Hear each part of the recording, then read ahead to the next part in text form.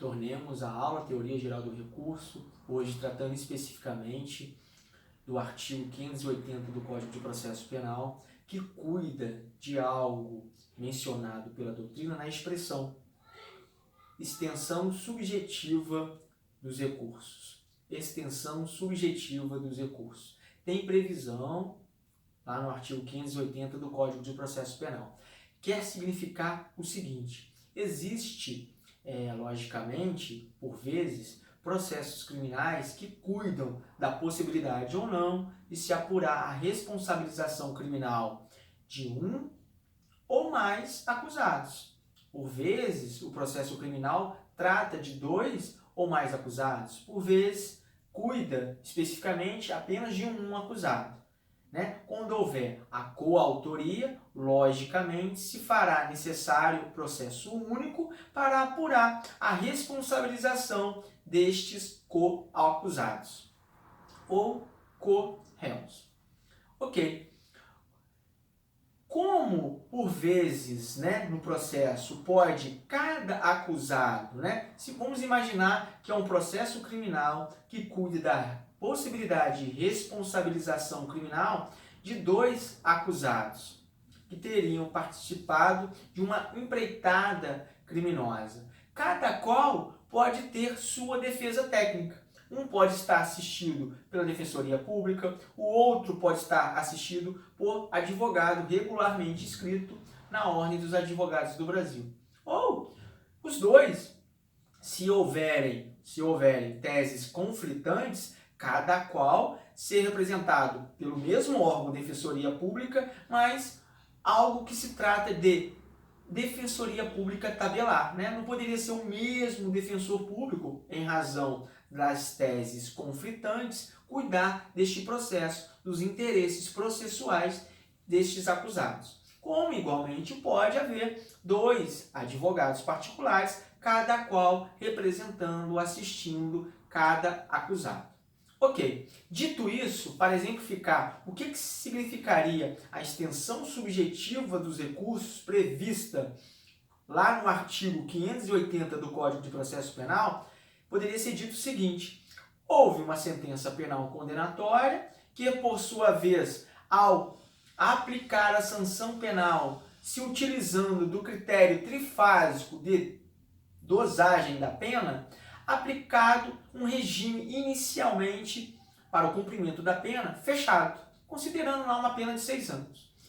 Uma defesa técnica, analisando aquilo, percebeu que houve um equívoco, analisando sobretudo lá o artigo 33 e alíneas do artigo 33, parágrafo 2º e alíneas do Código Penal.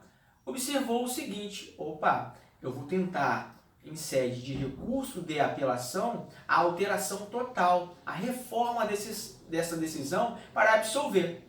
Além disso, eu vou sustentar no meu recurso de apelação, através das minhas razões recursais, uma tese subsidiária. Qual tese subsidiária? O regime inicial de cumprimento da pena para o semiaberto, considerando que essa pena é compatível com o semiaberto e não com o regime fechado, como quis fazer crer o juízo monocrático, o juízo acórdão.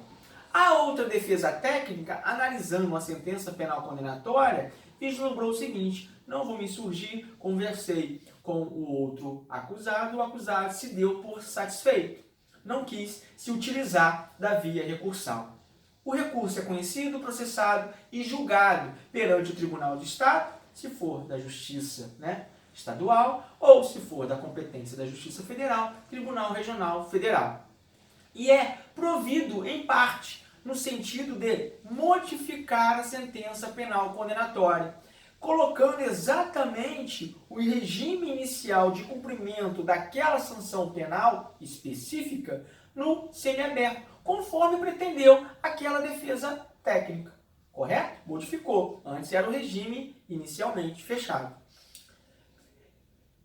O que diz o artigo 580 do Código de Processo Penal? Qual que é a interpretação dele, nesta expressão dada pela literatura processual penal? Extensão subjetiva dos recursos.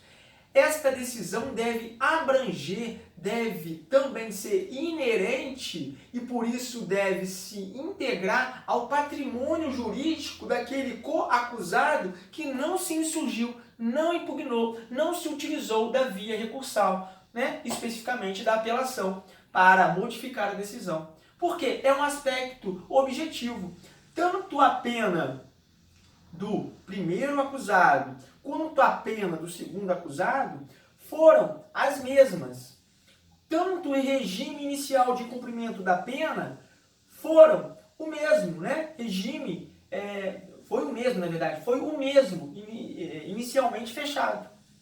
E as condições pessoais deles são parelhas, são semelhantes. Então, deve o tribunal, neste momento que analisou e percebeu que houve um equívoco por parte da entrega da prestação jurisdicional por parte do magistrado, no sentido apenas de reparar este dado aspecto da sentença penal condenatória quanto ao regime, estender o efeito desta decisão para, inclusive, aquele acusado que ficou inerte, não se utilizando da via recursal. A isso se dá o nome extensão subjetiva dos recursos, ok? Isto vale para o Ministério Público quando ele se insurge tão somente quanto uma parte da sentença ou a totalidade da sentença, buscando a reforma total, só que em relação a apenas um corréu. Pode acontecer isso para o Ministério Público? Não, porque vai operar o trânsito em julgado para ele. Não existe, né? Por exemplo, um dos argumentos, a revisão criminal pro societate, ele não se insurgiu em relação à sentença, em relação especificamente ao outro coacusado, então não pode haver, porque, sobretudo, né, houve a coisa julgada. Ok? É isso que eu tinha para falar a respeito do artigo 580 do Código de Processo Penal. Quanto à interposição recursal, pessoal, sempre a gente deve observar o seguinte, sobretudo no que se refere ao recurso específico, sentença penal, ok? Tanto defesa técnica quanto acusado devem ser intimados, ok? Tanto defesa técnica quanto acusado devem ser intimados. Quando que começa a fluir o prazo recursal? Da última intimação. Se foi o último a ser intimado o acusado, o prazo começa a fluir a partir de sua intimação. Se foi, por sua vez, a defesa técnica, primeiro houve a ordem judicial de intimação cumprida por parte do oficial de justiça, por exemplo, se nosso processado ou acusado estiver preso, acautelado, o oficial de justiça vai lá, dá ciência para ele e ele se manifesta que quer recorrer. A defesa técnica, no momento seguinte, a sentença penal é publicada e dá a ciência à defesa técnica. É a partir deste momento, né, da última intimação da defesa técnica, portanto, que iria fluir o prazo recursal, ok? Dê uma olhadinha, por favor, lá no artigo 700, súmula 710 do Supremo Tribunal Federal, que cuida disso. Sobre tudo isso que eu vou falar, que a intimação começa, o prazo, na verdade, começa a fluir da efetiva intimação, tá? Basta o oficial de justiça dar ciência, ou no caso do diário oficial, um dia após da publicação do ato, ok? Não é conforme o processo civil que se dá da juntada dos autos do mandado de intimação, não. É diferente. Se dá a partir do momento que o oficial de justiça intimando lá o acusado, da data que o oficial de justiça registrar, consignar, está valendo para fluir o prazo recursal. Eu fico por aqui.